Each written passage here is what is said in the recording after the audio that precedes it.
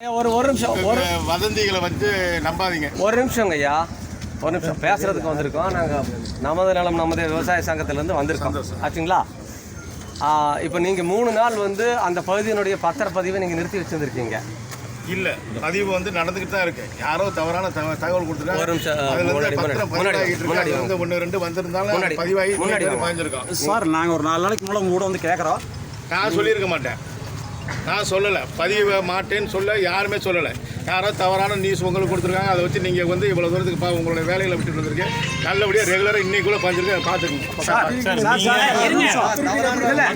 முதல்வர் மக்களோட முதல்வர் அன்னைக்கு கூட நீங்கள் வந்து நிறுத்தி வைக்க சொல்லியிருக்காங்க. நீங்கள் சொல்லியிருக்கீங்க, அப்பவே சொன்னீங்க. நீங்கள் அதுக்கப்புறம் தான் நாங்கள் வந்து பிரச்சனை பண்ணுறோம் அப்படிங்கிறதுக்காக தான் நீங்கள் எழுத்து வடிவில் நீங்கள் வந்து இன்னிலிருந்து பண்ற அப்படின்னு சொல்லியிருக்கீங்க.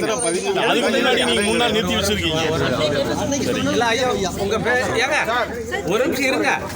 இல்ல என்ன நினைச்சிருங்க இருங்க ஒரு நிமிஷம்.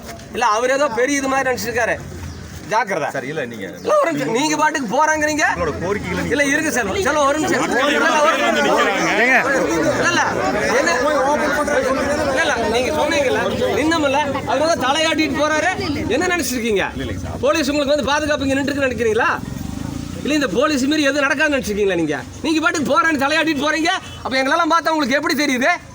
எப்படி தெரியுது? மாற்றி பேசிட்டு இருக்கீங்க. இல்லை இருங்க ஒரு நிமிஷங்க. பேசிட்டு இருக்கும்போது போகிறேங்கிறீங்க உள்ள, எங்கே போவீங்க உள்ள? இருங்க பேசாதீங்க. இல்லை நாங்கள் பேசிட்டு இருக்கும்போது நீங்கள் தலையாட்டி இப்படி சொல்லிட்டு போனோன்னா அதை அப்படியே கேட்டுருக்கிறதுக்கு எங்களெல்லாம் பார்த்தா உங்களுக்கு அப்படி தெரியுதாக்கு? கேட்கறதுக்கு ஒழுக்கமா பதில் சொல்லுங்க. கம்ப்ளைண்ட் ரெடி பண்ணி வச்சிருக்கிறோம். இதே செல்வம் உங்க மேல எஃப்ஐஆர் போட்டு ரிமாண்ட் பண்ண ஞாபகம் வச்சுக்கோங்க. இல்லைன்னா செல்வத்துக்கிட்ட தொங்கிட்டு இல்ல, ஆன்லைன்ல கம்ப்ளைண்ட் ரெஜிஸ்டர் பண்ணிட்டு நான் ஹைகோர்ட்ல டைரக்ஷன் வாங்கிட்டு வந்துருவேன். என்ன நினைச்சு பேசிட்டு இருக்கீங்க? உங்க பேர் என்ன முதல்ல அதை சொல்லுங்க. செல்வா ஒரு நிமிஷம். முதல்ல அவர் வந்து சரியா நடந்துக்கணும் பாருங்க. உங்களோட கடமை என்ன? அவர் இப்படி காட்டிட்டு இன்னைக்கோட பண்ணிருக்கா போறேன் அப்படின்னு போனா பத்திரப்பதிவு தடை இல்லைன்னு அன்னைக்கு நம்ம முதல்ல அவர் உள்ள போறேன்னு சொல்லக்கூடாது. நாங்க வேலையில அதை வந்து திறமை நின்று இருக்கிறோமா?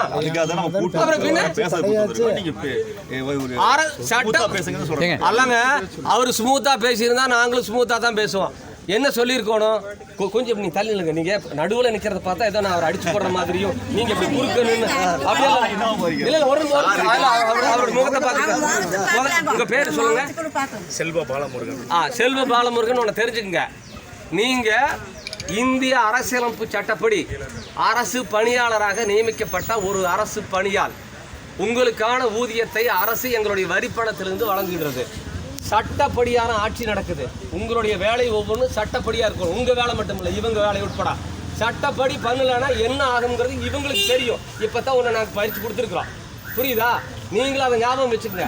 நீங்கள் ஒன்றும் கடவுள் அல்ல, அல்லது நீங்கள் ஒன்றும் அரசர் அல்ல. நாங்கள் ஒன்றும் உங்ககிட்ட பிச்சை கேட்டு வந்த ஆளுங்க இல்லை, புரியுதா? நீங்கள் இந்த டாக்குமெண்ட் ரைட்டுக்கிட்ட பேசுகிற மாதிரியெல்லாம் பேசுனீங்கன்னா வேறு விதமாக போயிடும். அதை நீங்கள் ஞாபகம் வச்சுக்கோங்க. இப்போ போலீஸ் இருந்திருக்கிறது வந்து மாவட்ட நிர்வாகத்துக்காக. இன்னும் இவங்ககிட்ட கேள்வி கேட்டால் இவங்க பதில் சொல்ல வேண்டி இருக்குது. நான் பரவாயில்லன்னு விட்டு வச்சிருக்கிறேன், புரியுதா? நீங்கள் இது வந்து இப்படி ஆட்டிட்டு உள்ளே போய் உட்காந்துட்டு நீங்கள் மாமூல் வாழ்க்கையை தொடர்ந்துக்கலாம்லாம் நினைக்க வேண்டாம். எல்லாம் வச்சிருக்கிறோம். உங்களை ட்ராப் பண்ணுறதுக்கு எங்ககிட்ட 10 வழி இருக்குது, அது ஞாபகம் வச்சுக்கோங்க. நாங்கள் தான் ரெஜிஸ்டர் ஆஃபீஸ் வரணும். உங்களை ட்ராப் பண்ணுறதுக்கு இந்த வாரத்தில் பண்ணி போடுவேன், வேறு விவகாரத்தில். அது எங்களுக்கு தேவையில்லை. ஒழுக்கமாக அதுக்கு பதில் சொல்லி சரியாக பண்ணிட்டு போனீங்கன்னா பிரச்சனை முடியும். அதை ஞாபகம் வச்சுக்கோங்க. எதுக்காக நீங்கள் வந்து ரெஜிஸ்டர் பண்ண மாட்டேன்னு சொன்னீங்க?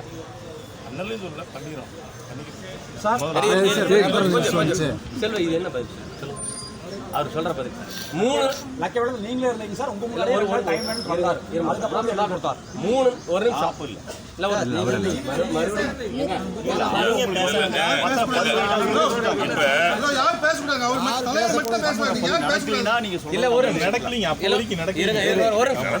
ஒரு நிமிஷம் இங்க பாருங்க. நான் வந்து ஜென்ரலா பேசுறேன். இவர் 3 நாள் பத்திரப்பதிவு நிறுத்தி வச்சது மட்டுமில்ல, அதை பூரா இந்த 3 மாவட்டத்துக்கு நடத்தி விட்டார். ஈரோடு, திருப்பூர், கோயம்புத்தூர் 3. அதை நிறுத்துங்கப்பா. யார் அது? விளைவு என்னன்னா, இப்போ கிரைய அந்த 3 நாள் நின்னது மட்டும் இல்லை, பணம் கொடுத்து டோக்கன் கொடுத்துருந்தவங்க கிரையமனா திரும்பி போயிட்டாங்க. இப்போ என்ன சொல்கிறாங்கன்னா, இதில் பிரச்சனை இருக்குது. நாங்கள் 2 வருஷம் போராட்டம் நடத்தி அதெல்லாம் சொல்ல வேண்டாம். அது இங்கே லோக்கலில் இருந்த பிரகாஷுக்கு தெரியும். என்ன ஏன் பிரகாஷ் எப்படி போராட்டம் நடத்தினா யார் யார் வந்தாங்க நடத்தி நிலம் எடுக்கிறது இல்லைன்னு சொல்லி போட்டு பாராளுமன்ற உறுப்பினர் வந்து ஆர்டிஓவும் வந்து மக்கள் மத்தியில் குளியூர் கூட்டத்தில் நாங்கள் எடுக்க மாட்டோம், விவசாய நிலத்தை எடுக்க மாட்டோம், நாங்கள் உறுதி கொடுக்குறோம் அப்படின்னு சொல்லிட்டு மீதி இருக்கிற நிலத்துக்கு அந்த 900 ஏக்கருக்கு பேசிக்கலாம், டிட்கோ சேர்மனை வர சொல்லி பேசிக்கலாம். நாங்கள் அதெல்லாம் ஒரு முடிவு பண்ணியாச்சு. இயல்பு வாழ்க்கை திரும்பிட்டு இருக்குது. இந்த பிரச்சனைக்கு அப்புறம் அப்போ தான் ஒவ்வொன்றா வர்றாங்க. நீங்கள் அன்னூர்லேருந்து கோயம்புத்தூர் போகிற வழியில் 1/2 கிலோமீட்டர் தாண்டா ஏக்கரா 1 கோடி ரூபா, மெயின் ரோட்டில் வந்தால் 3 கோடி ரூபா 4 கோடி ரூபான்னு போகுது.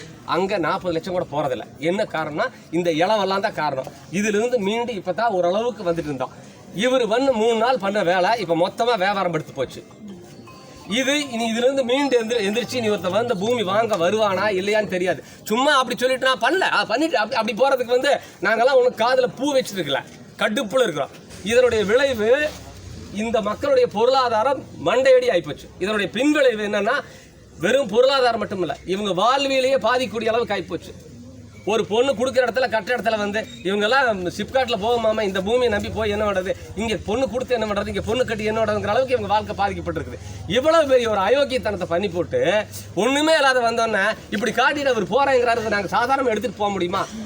324 பிஎன்எஸ் 324, பழைய ஐபிசி 425, 26, 27, 440 இந்த செக்ஷனில் அவர் மேலே நாங்கள் இப்போ கம்ப்ளைண்ட் கொடுக்குறோம். நீங்கள் எஃப்ஐஆர் போடணும். இந்த கூட்டம் அப்படியே அங்கே ஸ்டேஷனுக்கு வரும். அவர் போகட்டும். நான் என்ன சொல்கிறேன், எதுக்கு பேசுகிறதுக்கு கூப்பிட்டேன்னு சொன்னேன். இதெல்லாம் பண்ணுறதுக்கு இதெல்லாம் தேவையில்லை, நாங்களாம் அங்கே உட்காந்து பண்ணிடலாம். நீங்கள் பண்ணலன்னு சொன்னால் ஆன்லைனில் ரெஜிஸ்டர் பண்ணி போட்டு ஹைகோர்ட்டில் ஒரு டேரக்ஷன் வாங்கிட்டு வந்துடலாம். ரொம்ப நேரம் ஆகாது. எங்கள்கிட்ட எவிடன்ஸ் இருக்குது. அவரெல்லாம் நான் சொல்லலை அப்படின்னு சொல்கிறதெல்லாம் ஆகாது. ஒரு வாய்ப்பு, செஞ்ச தப்பை திருத்திக்கிறதுக்கு ஒரு வாய்ப்பு. பாதிக்கப்பட்ட மக்கள் இருக்காங்க, அதுக்காகத்தான் பாலமுருகன் சரிதானே சொல்கிறாங்க, பாலமுருகனுக்கு ஒரு வாய்ப்பு கொடுத்துருக்குறோம். இந்த பஜனையெல்லாம் பாடிட்டு இருந்தால் அது மற்றவங்க கிட்ட நடக்கும், எங்கிட்ட அதெல்லாம் நடக்கவே நடக்கும்.